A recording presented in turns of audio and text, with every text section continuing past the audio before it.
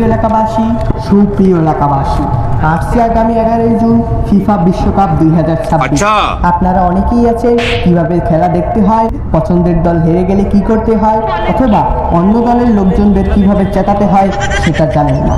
এই নিয়ে মৌফাইডা চলে এসেছে বিশ্বকাপের ট্রেনিং সেন্টার। এখান থেকে আপনারা শিখতে পারবেন বিশ্বকাপের সকল কিছু।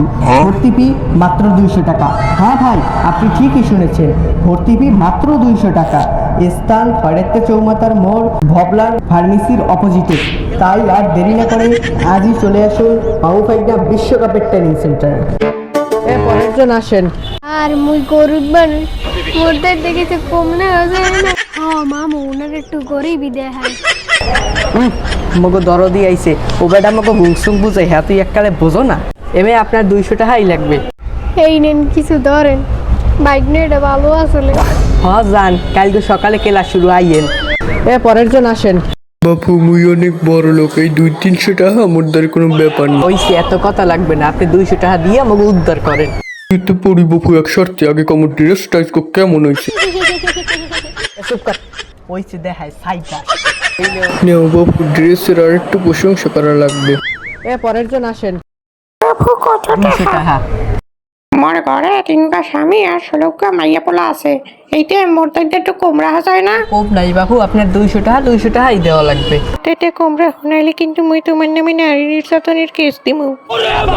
হ্যাঁ মামু, ওনারে কিছু টাকা ছাড় দেন।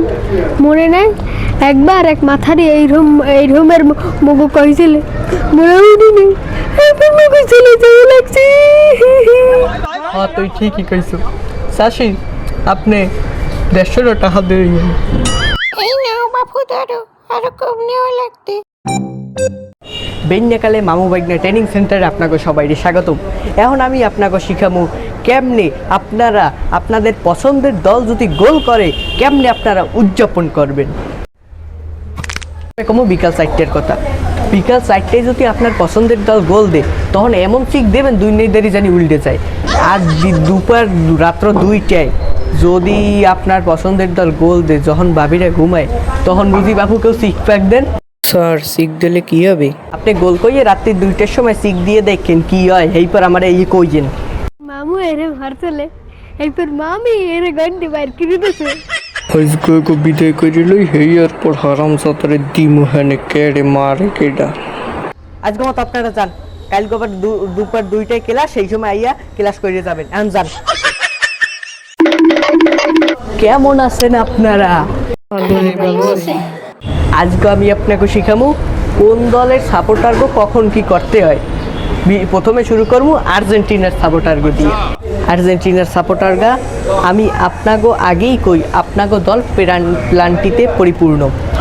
আপনাগো দলের ধরেন 10টা ম্যাচ আছে, এর মধ্যে আপনারা নিশ্চিতভাবে বলতে পারেন 9টা ম্যাচেই আপনারা প্লান্টি পাবেন। এক্ষেত্রে আপনারা যদি প্লান্টি একটা পাইয়েই লাফালাফি শুরু করেন, আপনারা 9টা ম্যাচে 9বার যদি প্লান্টি পান, খেলে দিয়ে আপনারা 9বার লাভ দিতে যাই আত্মাও ভাঙবেন। এরপর তো কবেন যে মামু বাইনের ট্রেনিং সেন্টারে যাই এই শিখছি। ব্রাজিলের সাপোর্টারগো কই, আপনাকে দল যদি কোয়ার্টার ফাইনালে হারিয়ে যায় এতে আপনারা মোটেও কষ্ট পাবেন না। ছোট্ট শিশু যেমন বিছানায় মরতে মতন সারিয়ে দেয়, আপনাকে দল একদিন কোয়ার্টার ফাইনালে হারতে ফাইনালে যাই বিশ্বকাপ জিততে লাগবে। আর যদি নেইমার ইনজুরিতে পড়ে? এমনটা লাগে। আচ্ছা, আপনাকে নেইমার যদি ইনজুরিতে পড়ে আপনারা মোটেও ভয় পাবেন না, ওর হাত পাও সব ভাঙ্গে গেলে হেয়ার পরও খেলতে হবে। স্যার মুই তো পর্তুগাল করি। রুম্বার মাতারি টাহা উদ্দেশ্য কম, আবার তুমি অন্য দলেরটাও কল হুনার লাগবে তোমার। যাও, একটা তোরে বুঝ দিতেই হবে। A few moments later. আপনার অবস্থাও ব্রাজিলের মতো, পর্তুগাল একদিন হারতে একদিন বিশ্বকাপ জিততে যাবে দেখবেন। আজকে মতো থাক, কালকে সকাল 9টায় ক্লাস আইয়েন সবাই। আমি আপনাকে জিজ্ঞাসি আপনারা কেমন আছেন না, ওই তো মাইকি। যাও, আমি আজকে আপনাকে শিখাবো এক দলের সাপোর্টার অন্য দলের সাপোর্টারগো কেমনে চেতাইতে পারে। আর্জেন্টিনার সাপোর্টাররা ব্রাজিলগো সাপোর্টারগো চেতানের অনেক উপায় আছে। প্রথমে আপনারা কবেন 7 আপ। 7 আপ চুপ কর, উনিও 7 আপ কর। তুই কোনো দল কর ভাই। এটা হচ্ছে কোয়ার্টার ফাইনালে হারিয়ে যাওয়া। আপনারা অত আসেন না, আপনাকেও তাও কইতে আসি সাপোর্টাররা আর্জেন্টিনার সাপোর্টারগোস্তানের একটা মূল উপায় বা পদ্ধতি হয়েছে এগো প্ল্যান্টি, আর এক হয়েছে মেসির একটু বয়স বেশি। হাসান, স্যার জোরে কথা বলার শব্দ শোনা যায় না, স্যার একটু গিয়ে দেখো তো কিসের শব্দ। স্যার যাচ্ছি। अच्छा স্যার ওখানে তো প্রশিক্ষণ চলছে। কি বলো, প্রশিক্ষণ দিচ্ছে? গিয়ে দেখতে হয় তো বিষয়টা। হ্যাঁ স্যার চলেন। বুঝছেন, এইভাবে চেঁচাবে। তোমরা যা কি করো?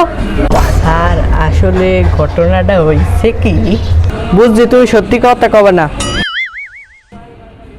তোমার দেখে ভালো মনে হয়, এদিক তাড়াতাড়ি আও তো। পাইছি এদিকে কইয়া রাখো, মোটে টাকা কম রাখেন না। তোমার যা কথা বলবো তুমি সব হাসা হাসা কবা তো। হ্যাঁ, সাপোর্ট করো। যে দলে মরে বেশি টাকা দে মুই হেই দলই সাপোর্ট করি। রাগ করলা? না, তুমি যে গাইছো কেন?